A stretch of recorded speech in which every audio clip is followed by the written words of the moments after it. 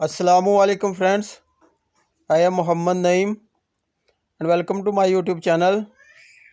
आज की वीडियो शुरू करने से पहले आपसे मेरी रिक्वेस्ट है कि मेरे चैनल r/AC इलेक्ट्रोटेक को सब्सक्राइब कर लीजिएगा और साथ दी गई बेल आइकन को भी ऑन कर लीजिएगा ताकि मेरी हर आने वाली नई वीडियोज़ की अपडेट आप तक पहुँचती रहे।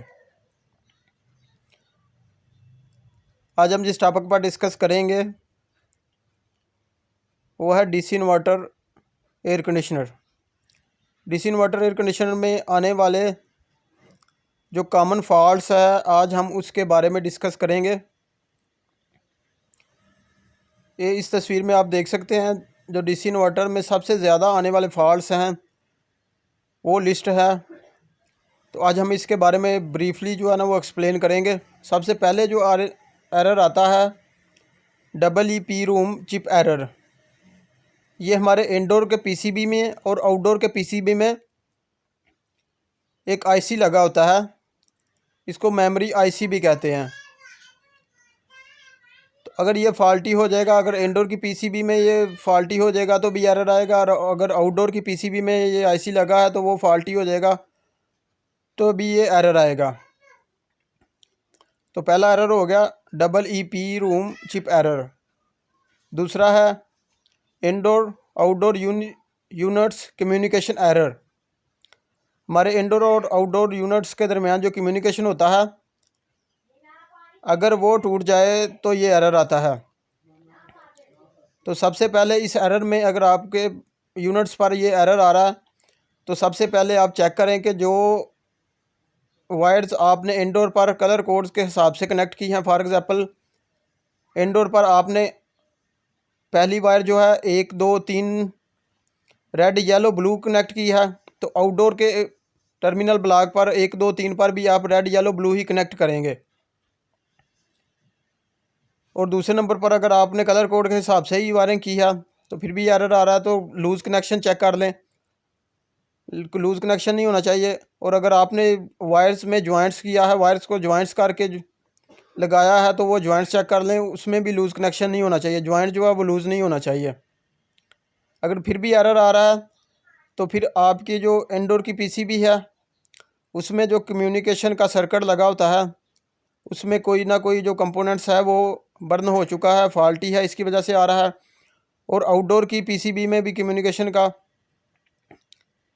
इलेक्ट्रॉनिक सर्किट दिया होता है, अगर उसमें कोई कंपोनेंट्स फॉल्टी है तो भी ये एरर आएगा। क्योंकि जब हमारा इंडोर चलता है तो वो सिग्नल भेजता है हमारे आउटडोर को। आउटडोर कुछ सेकंड्स के बाद जो सिग्नल है वो दोबारा हमारे इंडोर को भेजता है। इस तरह जो वो हमारा सीपी जो है ना, इंडोर हमारा सीपी छोड़ता है और हमारा आउटडोर जो ऑन हो जाता है। तो तीसरा एरर देखते हैं, zero crossing signal detection error. अगर हमारे इंडोर की पीसीबी ख़राब होगी तो ये एरर आएगा और आउटडोर की पीसीबी भी ख़राब होगी तो ये एरर आएगा। चौथा एरर है indoor to outdoor fan speed has been out of control. हमारे इंडोर में जो ब्लोअर फैन मोटर लगी होती है वो डीसी इन्वर्टर एयर कंडीशन में डीसी इन्वर्टर होती है, तो आउटडोर में भी डीसी इन्वर्टर ही लगी होती है। तो अगर इंडोर की डीसी इन्वर्टर ब्लोअर मोटर है जो फॉल्टी होगी तो ये एरर आएगा, आउटडोर की DC inverter blower motor faulty होगी तो एरर आएगा। इसमें आपने चेक कर लेना है कि हमारी इंडोर की जो पीसीबी है वो ब्लोअर फैन मोटर के लिए आउटपुट वोल्टेज निकाल रही है। अगर आउटपुट वोल्टेज नहीं निकाल रही तो आपकी पीसीबी में फ़ॉल्ट है। अगर आउटपुट वोल्टेज निकाल रही है तो आपकी ब्लोअर मोटर फॉल्टी है। इसी तरह आपने आउटडोर की जो है वो कंडेंसिंग फ़ैन मोटर चेक कर लेनी है। उसको आपने उसके जो आगे फ़ैन लगा होता है उसको घुमा के चेक कर लेना कहीं वो स्टक तो नहीं। अगर वो उसका जो फ़ैन है वो स्टक नहीं है तो आउटडोर की पीसीबी के वोल्टेज चेक कर लें। आमतौर पर जो वोल्टेज होते हैं वो 310 वोल्ट, 15 वोल्ट और 1 to 6 वोल्ट मिल रहे होते हैं। अगर हमारी आउटडोर की पीसीबी हमारे कंडेंसिंग फ़ैन मोटर के लिए आउटपुट वोल्टेज निकाल रही है तो हमारी आउटडोर की पीसीबी ओके है, आपने कंडेंसिंग फ़ैन मोटर को चेंज करना है। पांचवा जो एरर सब आता है, टेम्परेचर सेंसर्स ओपन सर्किट और शॉर्ट सर्किट। हमारे इंडोर में भी टेम्परेचर सेंसर्स लगे होते हैं। हमारे इंडोर में 2 टेम्परेचर सेंसर लगे होते हैं। इसको एक को हम कहते हैं एम्बिएंट टेम्परेचर सेंसर और दूसरे को कहते हैं कॉइल टेम्परेचर सेंसर। और हमारे आउटडोर में 3 सेंसर्स लगे होते हैं। एक को हम कहते हैं एम्बिएंट टेम्परेचर सेंसर, दूसरे को कहते हैं डिस्चार्ज टेम्परेचर सेंसर जो हमारी डिस्चार्ज लाइन पर लगा होता है कंप्रेसर की, और तीसरे को कहते हैं suction temperature sensor, suction line temperature sensor. अगर ये टेम्परेचर सेंसर, पांचों टेम्परेचर सेंसर्स में कोई भी जो टेम्परेचर सेंसर फॉल्टी होगा तो हमारा यूनिट जो है वो एरर कोड शो करेगा। सबसे पहले कंफर्म करें कि हमारे सेंसर्स को पावर सप्लाई वोल्टेज मिल रहे हैं, जो कि हमारी पीसीबी जो है ना 5 या 6 वोल्ट डीसी जो देती है हमारे सेंसर्स को 5 वोल्ट डीसी। तो अगर सेंसर्स को पावर सप्लाई वोल्टेज मिल रहे हैं तो सेंसर फॉल्टी है। तो फिर चेक कर लें कि सेंसर्स के कोई कनेक्टर तो नहीं लूज़। अगर कनेक्टर लूज़ है तो उसे दोबारा कनेक्ट कर दें।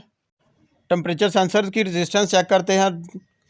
अगर टेम्परेचर सेंसर की रेजिस्टेंस जो है ना वो हमारे टेम्परेचर चार्ट के अकॉर्डिंग आ रही है तो हमारा टेम्परेचर सेंसर जो है ना वो ओके है, हमारे टेम्परेचर सेंसर ओके हैं। इसके बरक्स जो है ना वो हमारी टेम्परेचर सेंसर के अकॉर्डिंग रेजिस्टेंस नहीं आ रही तो वो हमारे टेम्परेचर सेंसर फॉल्टी काउंट होंगे। और अगर हमारा टेम्परेचर सेंसर जो है ना वो 0 शो कर रहा है रेजिस्टेंस, तो इसका मतलब है वो शॉर्ट हो चुका है। और अगर रेजिस्टेंस शो ही नहीं कर रहा तो इसका मतलब है वो ओपन हो चुका है। नेक्स्ट एरर जो हमारे यूनिट में आता है वो है IPM माल फंक्शन और IGBT ओवर स्ट्रॉन्ग करंट।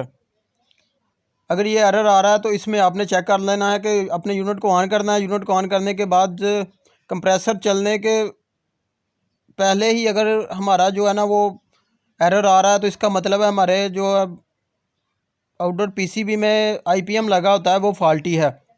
उसको आपको चेंज करना है या आउटडोर की पीसीबी चेंज करनी है। इसके बरक्स अगर हमारा यूनिट है वो कुछ देर चलने के बाद एरर दे रहा है तो आपको चेक करना है कि कहीं हमारी जो पावर सप्लाई है वो इनस्टेबल तो नहीं है।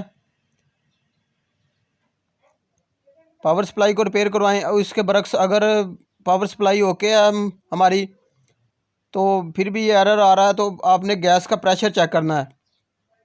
गैस का प्रेशर जो है ना वो कम होगा या ज़्यादा होगा तो ये एरर आएगा। नेक्स्ट एरर जो है ना वो ओवर वोल्टेज और ओवर लो वोल्टेज प्रोटेक्शन। अगर हमारे यूनिट्स को पावर सप्लाई जो जाती है वोल्टेज हमारे यूनिट्स को मिलते हैं वो हमारे यूनिट्स वोल्टेज जो है वो कम हो जाएंगे या ज़्यादा हो जाएंगे तो भी ये एरर आएगा।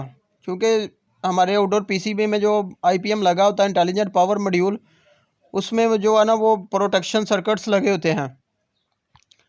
Over voltage protection, over current protection circuit होता है, ओवर टेम्परेचर प्रोटेक्शन सर्किट होता है।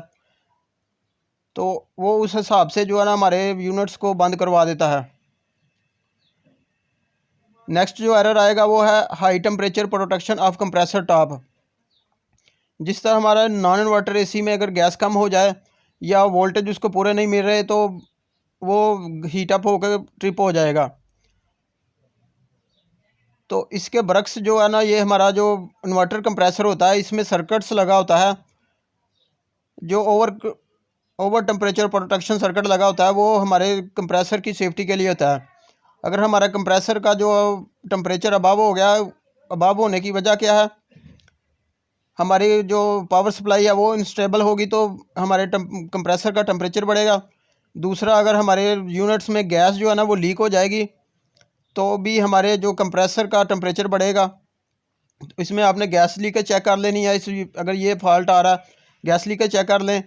और दूसरा जो है वो आप पावर सप्लाई चेक कर लें, वोल्टेज चेक कर लें। अगर वोल्टेज इनस्टेबल होंगे तो भी ये एरर आएगा। और जो नेक्स्ट एरर आता है inverter compressor drive error.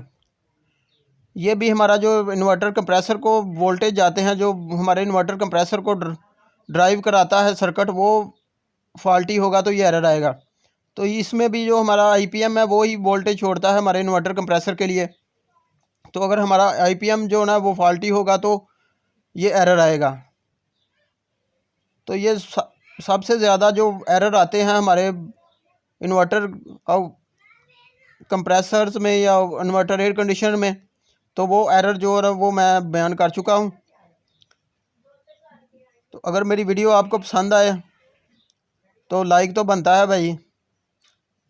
Video को शेयर कीजिएगा, लाइक कीजिएगा, मेरे चैनल को सब्सक्राइब कीजिएगा।